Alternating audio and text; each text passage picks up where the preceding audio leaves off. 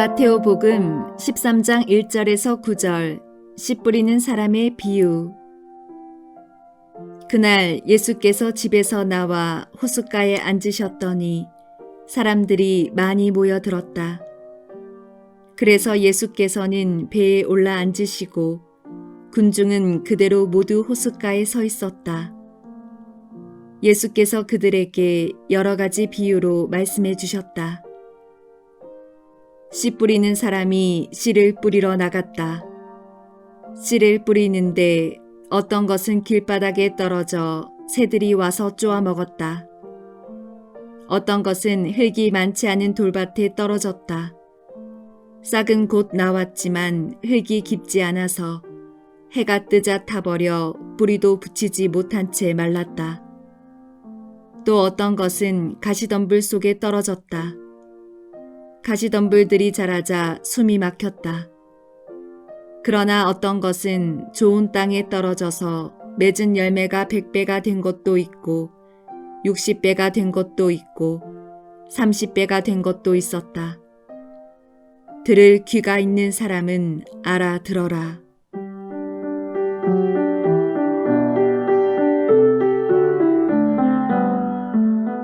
씨를 뿌렸는데 어떤 것은 열매를 맺고 어떤 것은 열매를 맺지 못하였다는 말씀. 이 말씀은 열매를 맺지 못한 책임을 각자 져야 한다는 뉘앙스를 풍기기도 합니다. 그래서 이 부분을 묵상하다 보면 맞는 말씀이긴 한데 안 되는 걸 어쩌란 말이냐 하는 울컥하는 심정이 들기도 합니다. 그런데도 우리 교회 안에서는 복음의 이 대목으로 다른 사람들도 죽이고 자신도 죽이는 우둔한 사람들이 꽤 많습니다. 자신이나 타인에 대하여 혹독한 평가를 하여서 가뜩이나 주눅드는 마음을 더 위축되게 만드는 소위 지도자급 되는 사람들이 꽤 있습니다. 이들은 다른 사람들에 대하여 혹독한 평가를 함으로써 쾌감을 얻는 세디스트들이지 결코 진정한 신앙인이라고 볼 수 없는 사람들입니다. 그럼에도 불구하고 많은 분들이 나는 가시덤불이야, 나는 돌밭이야, 나 같은 걸 하느님께서 반겨하실 리가 없어 하면서 우울하고 힘겨운 신앙생활을 하고 있습니다. 자기 스스로 자기 마음을 연옥이나 지옥으로 만들고 그 안에서 자기 고문 게임을 하면서 살고 있는 것입니다. 그러나 인간은 자기 의지로 자신을 성장시킬 수 있을 만큼 강하고 신념 있는 존재가 아닙니다. 상처투성이로 욕구 결핍증에 시달리며 어린아이처럼 힘없이 살아가는 것이 보통 사람들의 모습입니다. 따라서 왜 너는 내적 성장을 못하는가? 왜 열매를 맺지 못하는가? 라고 질책하는 것은 영적 성장에 전혀 도움이 되지 않습니다. 내적으로 성장하려면 자신이 왜 성장을 하지 못하는지 그 원인을 찾는 것이 중요합니다. 왜 내 마음이 돌밭처럼 되었을까? 왜 내 마음이 가시덤불처럼 되었을까?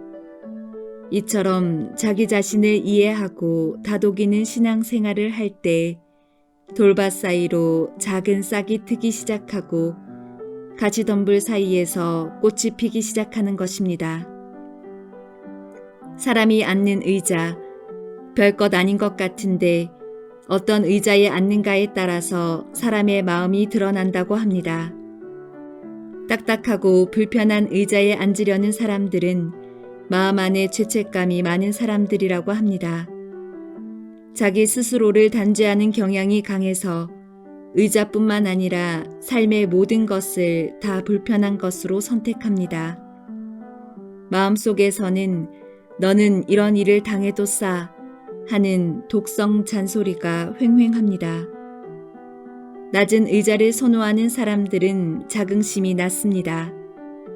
다른 사람들을 내려다보면서 말하는 것이 불편하고 남들을 올려다보는 자리에 앉아야 안정감을 갖습니다. 아기 같은 심성인데 의존적인 것이 문제이죠. 크고 편안한 의자를 좋아하는 사람들, 마음이 한껏 고양된 사람들입니다. 나처럼 바라봐 하는 마음이 업되어서 때로는 근거 없는 자신감으로 허풍을 떨기도 하죠. 상담 때 치료자와 가능하면 가까운 곳에 의자를 찾는 사람들은 의존심이 강하고 마음이 불안한 사람들입니다. 때로는 그룹 상담에서 치료자의 바로 옆에 앉아서 치료자에 대하여 심한 호감을 보이면서 다른 내담자들에게 보이지 않는 권력을 행사하려는 사람들입니다. 이들은 치료 목적보다 자기 지배 욕구를 채우기 위해서 치료자를 이용하는 사람들입니다.